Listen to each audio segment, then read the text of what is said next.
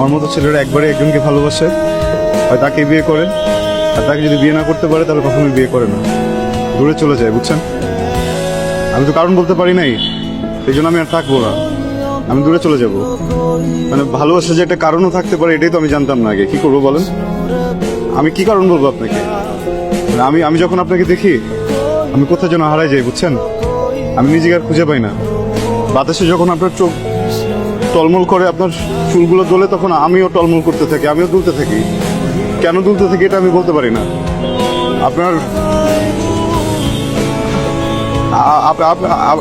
আপনি যখন আমার সামনে না থাকেন তখন আমার জীবনের কোনো কিছুতে কিছু ফিল হয় না। আমি কিভাবে বলবো এইসবের কারণ কি বলেন? আমি তো শুধু জানি যে আমি আপনাকে ভালোবাসি।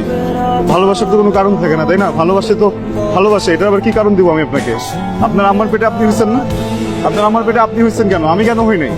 আমার আম্মার পেটে আপনি হইতেন, আপনি আমার আম্মার পেটে কেন হন নাই? এগুলোর কোনো কারণ আছে? কখনো জিজ্ঞেস করছেন এগুলোর কারণ কি? তো আমাকে কেন জিজ্ঞেস করতেছেন ভালোবাসার কারণ কি?